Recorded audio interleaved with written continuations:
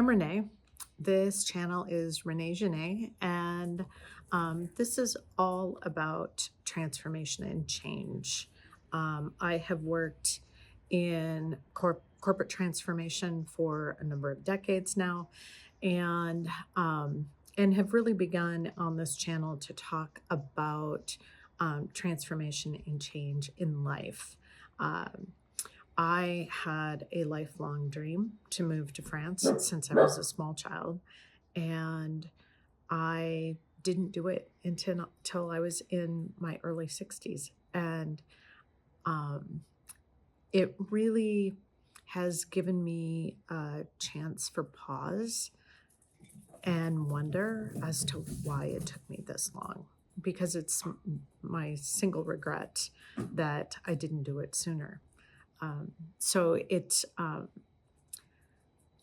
curious. It has been a curiosity of mine to look at why I waited so long.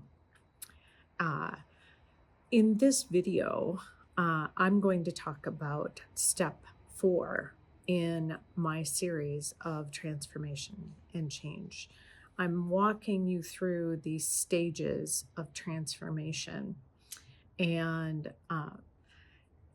I'm hoping in stepping you through those stages, you'll see why there are points in the process that are so difficult to actually commit to, that it actually, for a lot of us, for a long time, it keeps us from choosing our dreams and making that leap. So this is step 4 of 5 steps in total. We are coming out of the kind of the darkest, toughest step. The steps start with awareness and awakening, which is really around noticing that niggle deep in your gut that tells you something doesn't feel right here, something doesn't feel aligned anymore. There might just be this little nudge that you start to get. That's step 1. Step 2 is around dismantling and releasing. It's around opening that door to the possibility of saying yes to the change. And in doing so, releasing the attachments and the part of your identity that was connected to what that thing is that had to change. And then in the last step, in the third step, we covered the descent and the surrender, the giving up, saying yes when you have no idea what the outcome's going to be. You can't see the future at all. Like everything feels like you have to let go of all of the safety net and claim the yes before you can actually see the yes. For me, I think having gone through this, that is the most powerful step to actually make, because you're really sending a signal that you're choosing yourself even when you can't have a guarantee. You're choosing yourself. So in this step, step 4, talking about the re-emergence and the repatterning. It's that part of the phase when you begin to connect with what can be, when you begin to see little spots of that future possibility beginning to drop in. I remember for me, I began to notice this phase back in March. I had moved from the Dordogne area of France down to Surrey. I wanted sunshine and warmth. I wasn't used to the cold in the Dordogne and the gray. Having moved here from San Diego, I was really looking for as close to San Diego weather as I could get, knowing I wasn't going to get perfect. And I had went to Surrey for about a month or 5 weeks or so. I was down in that area around Perpignan. And I had gotten there on a drizzly, rainy day, and uh, the Airbnb that I had was way down this side of this hill, and you had to walk kind of down this billy goat trail to get to it.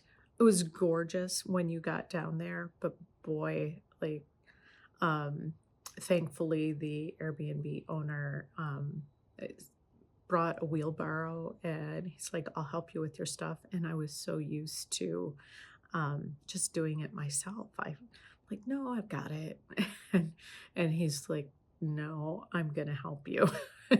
And we started down that trail, and I'm like, oh my God, I'm so glad he helped. And when I left there, I had to call on him to help me get all of my stuff back up. There was just no way. I would have had to have carried a single item at a time, would have taken forever. But anyway, it was around that time that I got down there, and it literally rained every day for the first 14 days that I was down there. And Paulo had drank some water or something standing on the ground. Anyway, he had gotten a tummy upset, and um, and after about 2 days, it just wasn't getting any better, and I began to worry. And in that moment, I knew what I needed to do. And so I posted on the village's Facebook group for a veterinarian, just explaining in French that I was there visiting for a month, and my puppy was ill, and within a few moments I had posts back of recommending the same vet, and there was quite a few for the same vet. And so I looked the vet up. Turns out he was like a half a block away from, once I billy goated up the hill. He was a half a goat, a half a block away from where I was.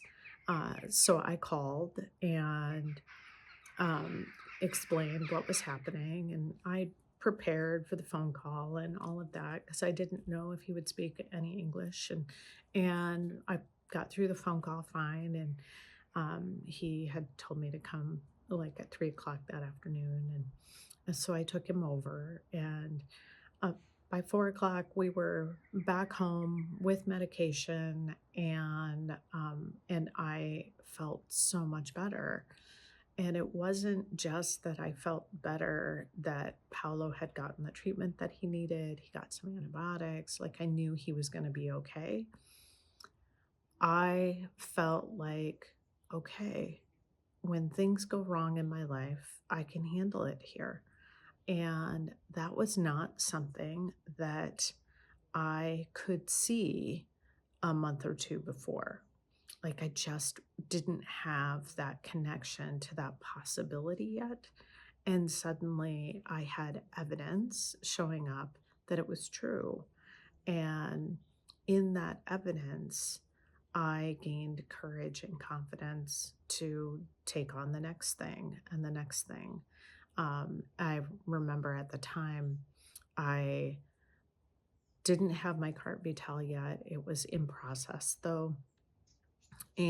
But it should have come by then. And I had decided to reach out and check on it.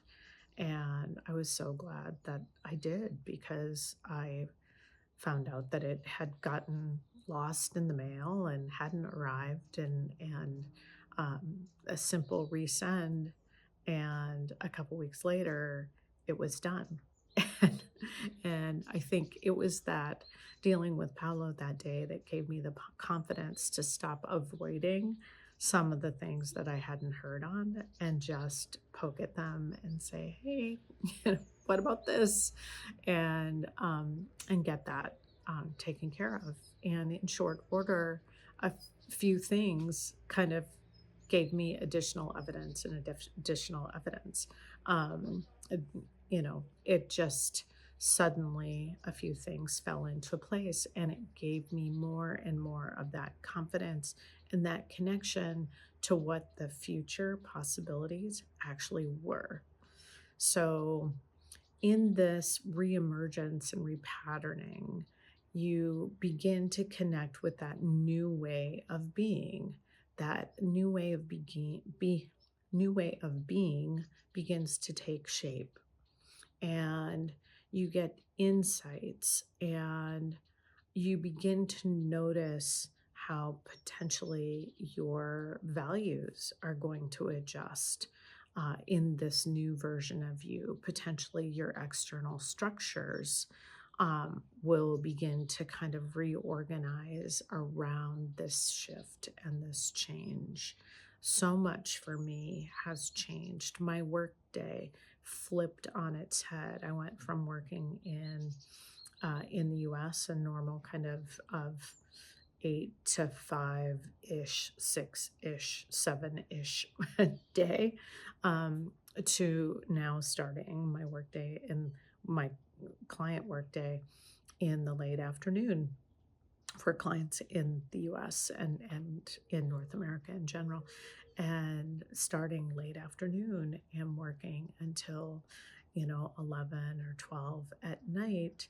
And how that orientation change felt like it opened up my entire day to do with as I wanted to. So I had begun to explore mandala painting, which I love, love, love this practice. I write more during the day. I visit friends at the cafe. Like, there's a structural change in my day that wasn't possible before. And I feel like because I'm a morning person by nature, I now have access to my mornings in a way that I just didn't before. When my day was the typical 8 or 9 to 5, um, if I wanted any part of my morning that belonged to me, I had to get up at 4 or 5 o'clock in the morning to have any part of that day. And there was always a little bit of pressure. Then, oh, I'll just get started early. Like, you could see the emails there or whatever. You get started early, and before you knew it, all you were doing was starting your day earlier and going longer.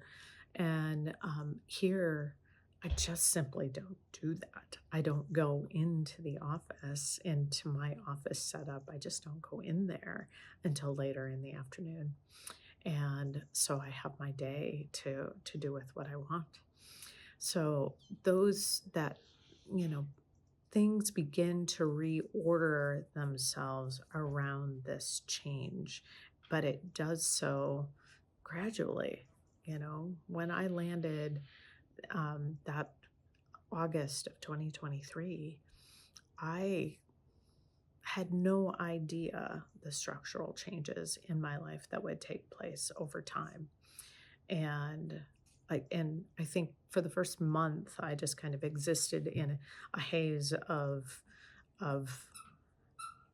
kind of almost like a shocked state of letting the change settle in, and getting over jet lag and just trying to adjust. And, I think, to be honest, I think I felt like while I knew I didn't want to create the same life here, there were things that I assumed would be the same. And I can tell you nothing's the same. And that's a good thing. I wouldn't have thought so during the process. I would have, in the beginning stages, I would have held on tightly to what I knew. But when I went through that step 3 of just surrendering to whatever was meant to be, that really allowed the new shifts to come in and begin to show me what this new life, these new structures, what my new life was going to begin to look like. So this was really kind of that beginning of like, oh, I've got this. I can see a little bit of this now. I can't see all of it yet, but I can see enough of it that I'm like, okay, like, let's keep going. Now I'm curious what is going to come in. Um, so this is when you're like in an energetic sense, you experience, while you might not realize it consciously, your vibration kind of stabilizes in um, this new way of being.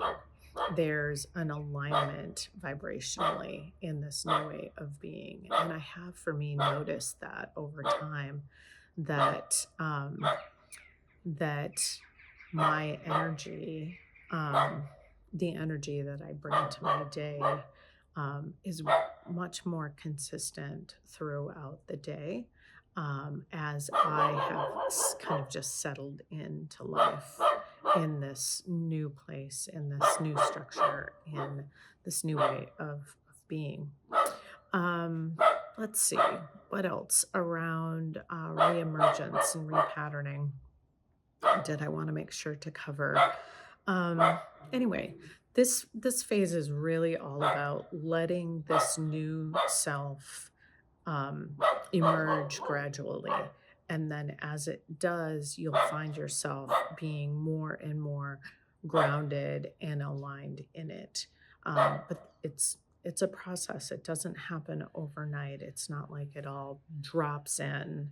That's not typical. I'm not saying it couldn't happen that way, but that is not typical. Normally, change takes time for us humans to process all the way through. So I will wrap this up again. This is step 4 of a 5-part series on transformation and change. If you are finding this video out of the blue, I'll leave the links below to the other videos in the series. I would recommend you watch them in order. It will make a whole lot more sense if you do.